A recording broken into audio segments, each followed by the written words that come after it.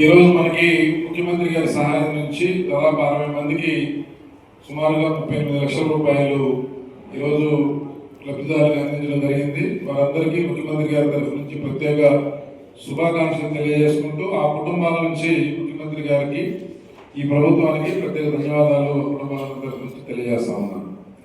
ఒకసారి మనం చూసినట్లయితే ఈ సంవత్సర కాలంగా మన పచ్చూరు నియోజకవర్గంలోని పేదలకి వైద్య ఖర్చుల నిమిత్తం 11 కోట్ల రూపాయలకు పైగా ఇప్పటికే లబ్ధిదారులకి చెక్కులు అందించడం జరిగింది. ఇది ఒక మహాయజ్ఞం లాగా, పవిత్రమైన కార్యక్రమం లాగా జరుగుతూ ఉంది.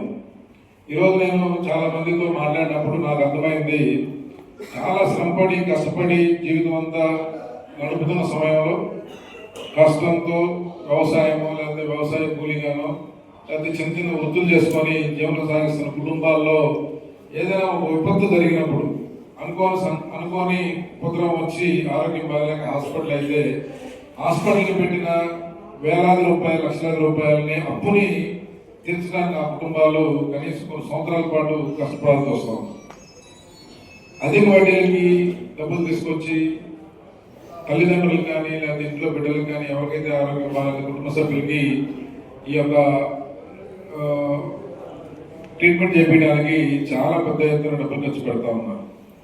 అయితే ఇలాంటి కుటుంబాలను ఆదుకోవాలి, వారికి అండగా ఉండాలి, చెదురు వాళ్ళగా ఉండాలని తలెత్తిన ముఖ్యమంత్రి చంద్రబాబు నాయుడు గారు ఈ ముఖ్యమంత్రి సహాయ నిధిని ఎంతో ఉదారంగా ఇస్తూ ఉన్నారు. దానికి మన క్యాంపు కార్యాలయంలో చక్కటి టీము మంచిగా బ్రహ్మాండంగా పనిచేస్తూ వారందరూ వచ్చిన ప్రతి అప్లికేషన్ని సునిశ్చితంగా పరిశీలించి ప్రభుత్వ నియమాల ప్రకారం నిబంధనల ప్రకారం వాటికి సంబంధించిన అన్ని డాక్యుమెంట్లు పొందుపరిచి సీఎం రిలీఫ్ ఫండ్ విభాగానికి పంపించడం, అక్కడ అధికారులతో సమన్వయం చేసుకోవడం, ప్రతిరోజు నిత్యం అర్జెంట్ ఉంది, హాస్పిటల్ అడ్మిట్ అయ్యారు, డబ్బులు కట్టలేని పరిస్థితి, ఇలాంటి పరిస్థితుల్లో ఎల్ఓసి తీసుకొచ్చి ఆ కుటుంబానికి అందించడం. నిన్ననే దాదాపు 4 నిన్న మొన్న ఎల్ఓసీలు కూడా అందించడం జరిగింది. నిత్యం ఒక టీము 24 గంటలు ఈ పని మీద పనిచేస్తూ ఉంది కాబట్టి అతి కొద్ది కాలంలో ఇది సాధ్యపడింది. గతంలో 14-19 మధ్య కాలంలో 5 సంవత్సరాలు కూడా 8 కోట్ల రూపాయలు మాత్రమే మనం ఇవ్వగలిగాం. కానీ 19-24 మధ్య కనీసం రూపాయి కూడా ఈ నియోజకవర్గంలోని ఏ పేదవాడికి జరగలేదు, రాష్ట్రంలో కూడా ఏ పేదవాడికి సహాయం జరగలేదు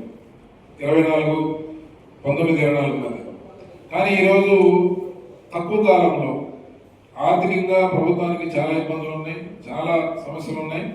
అయినప్పటికీ ఒక పవిత్రమైన ఉద్యమంలాగా, పవిత్ర కార్యక్రమంలాగా, ఒక దైవ కార్యక్రమంలాగా ఈ ముఖ్యమంత్రి సహాయం అనేది ప్రాసెస్ అనేది ముఖ్యమంత్రి గారు ఉదారంగా చేస్తూ ఉన్నారు.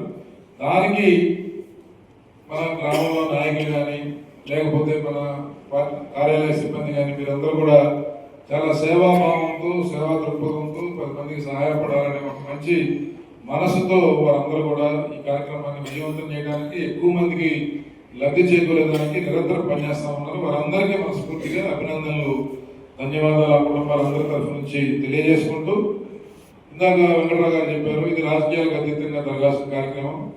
ఎవరో రాజకీయ పార్టీ ముసుగులో కొంతమంది తెలిసి తెలియక స్వార్థంతో లేకపోతే రకరకాల పరిస్థితుల మూలాన ఒక్కొక్క పార్టీలో పనిచేస్తూ ఉంటారు, లేదా ఒక్కొక్క పార్టీలో ఉన్నారు.